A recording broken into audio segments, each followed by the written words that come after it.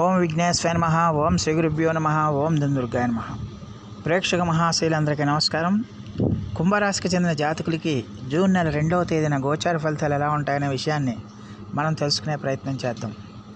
ఈ కుంభరాశికి చెందిన జాతకులు అంటే ధనిష్ట నక్షత్రం 3-4 పాదాలు, శతభిషం నక్షత్రం 1-2-3-4 పాదాలు, పూర్వభాద్ర నక్షత్రం 1-2-3 పాదాలకు చెందిన వ్యక్తులు ఎవరైనా సరే ఈ కుంభరాశికి చెందిన జాతకులు అయి ఉంటారు.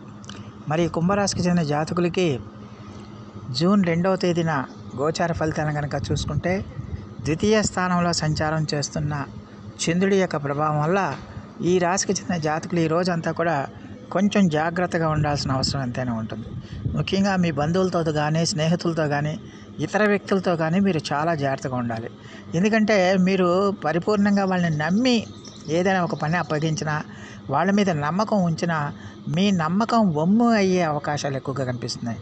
వాళ్ళే మీరు ఎవరినైతే నమ్మారో, పరిపూర్ణంగా నమ్మారో, ఎవరి మీద అయితే ఆశలు పెట్టుకున్నారో, ఎవరి మీద అయితే మీరు కంప్లీట్గా భరోసా ఉంచారో వాళ్ళే మిమ్మల్ని నమ్మక ద్రోహం చేయడానికి, మిమ్మల్ని మోసం చేయడానికి, మిమ్మల్ని నట్టేట ముంచడానికి ఎక్కువగా అవకాశాలు కనిపిస్తున్నాయనే విషయాన్ని గమనించాలి.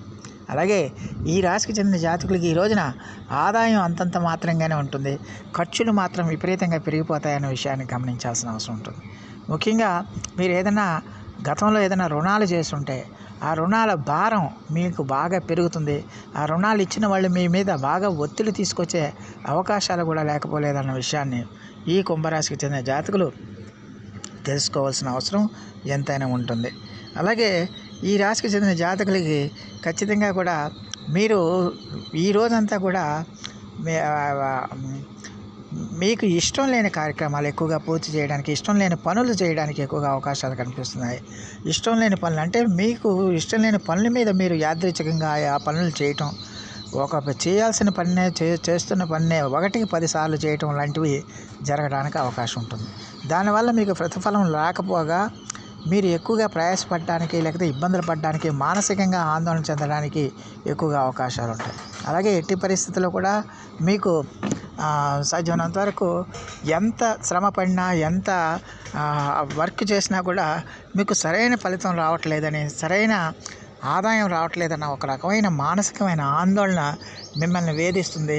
భవిష్యత్తుని ఎలాగా గెంటుకు రావాలి, ఎలా నెగ్గుకు రావాలని ఒక రకమైన చింత మీలో బాగా పెరిగిపోతుంది. దానివల్ల ఏంటంటే కొంచెం మానసికంగా మీరు కొంచెం శోభపడే అవకాశాలు ఎక్కువగా కనిపిస్తున్నాయి. దానివల్ల మీరు చేయాల్సిన పనులు కూడా సకాలంలో పూర్తి చేయలేరు.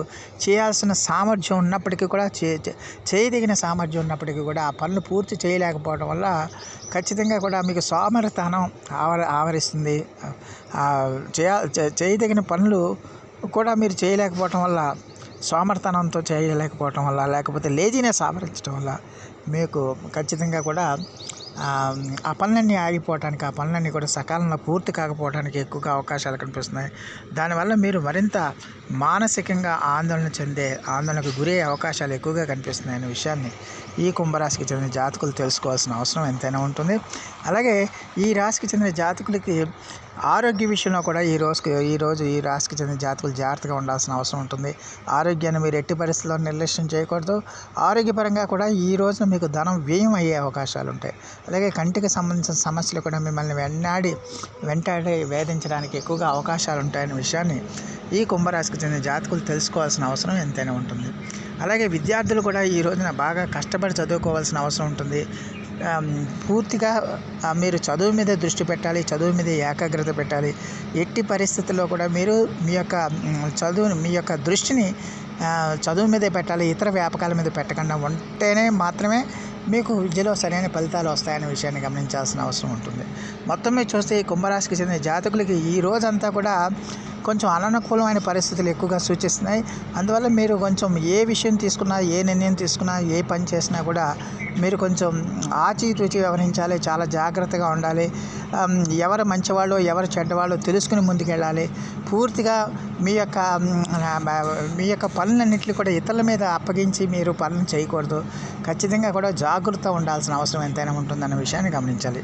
మరి ఈ రాశికి చెందిన జాతకులు మరిన్ని మంచి ఫలితాల కోసం, మరిన్ని సత్ఫలితాల కోసం ఈ రోజున మీరు శివ పంచాక్షరి మంత్రాన్ని క్రమం తప్పకుండా మీరు పఠించండి. అలాగే ఖచ్చితంగా కూడా సూర్య అష్టకాన్ని అలాగే మేధో దక్షిణామూర్తి స్తోత్ర పఠనాన్ని మీరు రెగ్యులర్గా చేయాల్సిన అవసరం ఎంతైనా ఉంటుంది. సూర్య అష్టకాన్ని అలాగే ఆదిత్యోదయాన్ని కూడా మీరు పఠించడం వల్ల చాలా వరకు సమస్య నుంచి మీరు బయటపడడానికి ఎక్కువగా అవకాశం ఉంటుందన్న విషయాన్ని గమనించాలి. సో ఆ దేవదేవుడు మీ అందరికీ కూడా ఆరోగ్య ఐశ్వర్యాలు ఇవ్వాలని మనస్ఫూర్తిగా వేడుకుంటూ ఈ నా వీడియో కనుక మీకు నచ్చితే లైక్ చేయండి, షేర్ చేయండి, కామెంట్ చేయండి, సబ్స్క్రైబ్ చేయండి. సర్వే జన సుఖనో భవంతు. నమస్కారం.